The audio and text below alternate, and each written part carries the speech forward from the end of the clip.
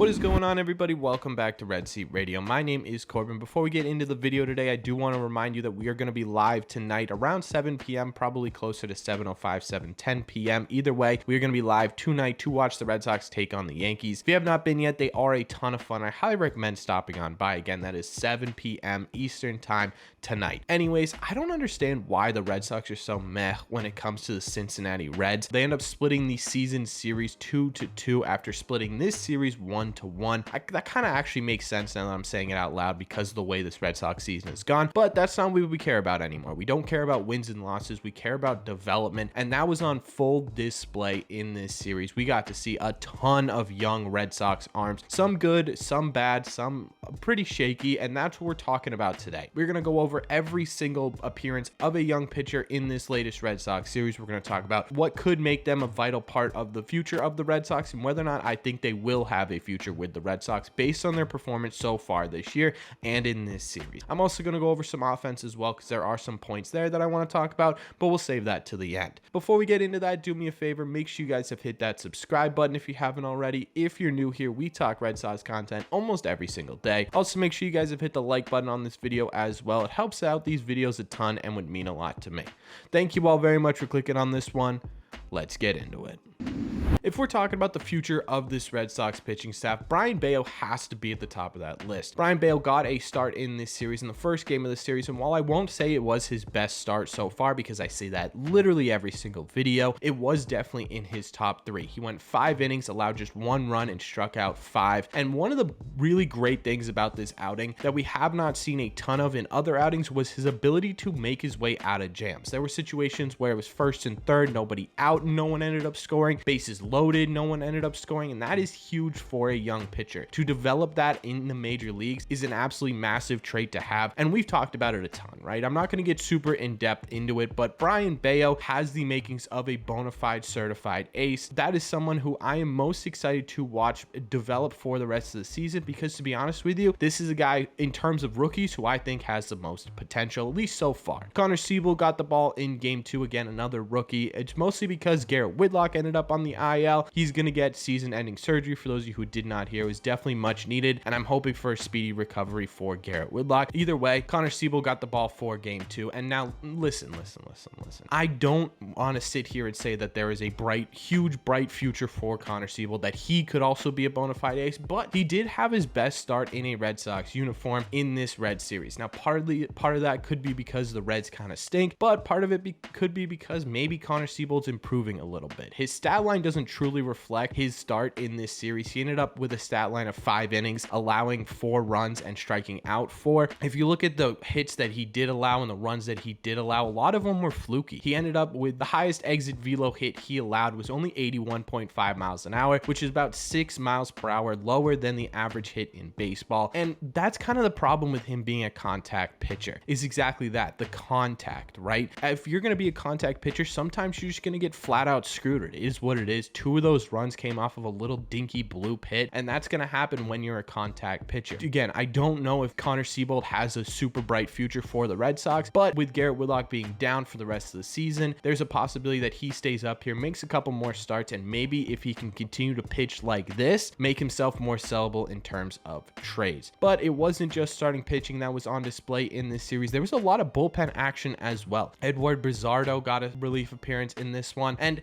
I don't really know where I'm at with Bizardo. I'm leaning more towards no, he probably doesn't have a future and probably won't be a huge part of this Red Sox bullpen going forward, but it's still so early, so it's hard to tell. Either way, it was a scoreless outing from Bizardo. Tyler Danish had a scoreless outing in this series as well, and this is a guy who I have absolutely no idea what to do with. If you're completely overhauling this Red Sox bullpen, Tyler Danish is a super interesting case because he's had really great stretches, he's had really mediocre stretches, he's had bad stretches this season, so he's kind of a mixed bag. But again, if you're overhauling this Red Sox bullpen, which I hope they kind of do, Tyler Danish is a guy who can give you 2 innings, so maybe he does have a place in this bullpen going forward. I'm not entirely sure. Let me know down below what you guys think of Danish in the future of him in this Red Sox bullpen. One guy who I really don't think is a question mark for the future of this Red Sox team, especially in that bullpen, is Zach Kelly. Kelly. Zach Kelly has been great for us since he's come up. That changeup is absolutely electric. He had another scoreless outing in this series as well, and he has been a ton of fun to watch. I genuinely think he will be a big part of this bullpen going forward. The last young guy who made his appearance in this series was Franklin Iman,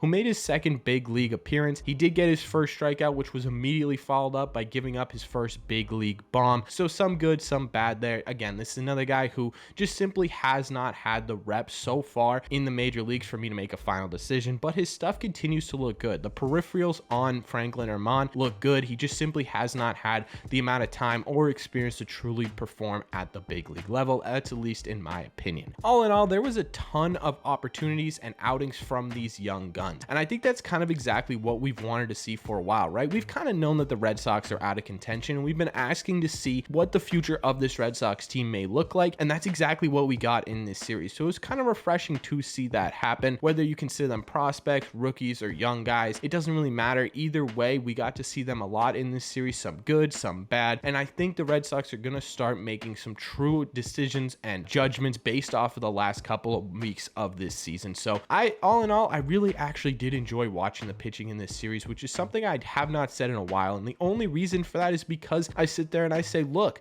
this is Franklin Iman. We've been wanting him up all year. Let's see what he can do at the big league level, right? Connor Siebold coming back up. Hey, you got injured, now you rehabbed. Is there something there at all, right? It was interesting to watch this series because of the young arms in this Red Sox system, and I think that's a good sign for this Red Sox team. Before we go, I do want to go over some offensive points real quick, and it's good, pretty much just the big three, right? Xander is now tied with Aaron Judge for the batting title, which will be something interesting to keep an eye on in this Red Sox-Yankees series coming up. Probably the only interesting race in this Red Sox series, right? We don't need to worry about anything else in this series. Rafael Devers hit a tank in this series. It's really good to have Rafi hitting bombs again. I miss that so much, not only because it's going to affect, obviously he's going to affect 2023, but also because of the fact that when he mashes baseballs, he makes 2022 Red Sox baseball way more enjoyable to watch. So thank God Rafael Devers is hitting bombs again, and thank God JD Martinez is hitting bombs again. We're at the time and point in the year and point in the contract situation with JD where every time JD does something well, my first and immediate thought is, good for you, JD. You deserve this, right? He deserves to go out there, perform well, make his money. It's just probably not going to be with the Red Sox. So it's sort of bittersweet every time he does something good at this point. I'm excited because obviously he's playing for the Red Sox, but it's one of those things where it's like, man, this is probably the last time I'm going to see him do this, right? Especially when he hits a triple almost inside the park home run in this series. There were a couple more RBIs in this series, but I don't want to go through every single offensive thing that happened in this series because I don't want this video to be super long. So in the comment section down below, let me know where you're at with the future of this Red Sox pitching staff.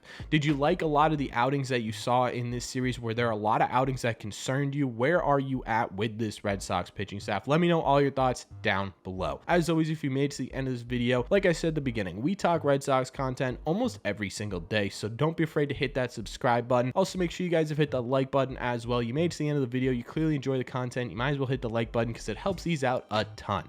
Thank you all very much for clicking on this one, and I will see you tonight at 7 p.m. for the live stream and in the Red Seat.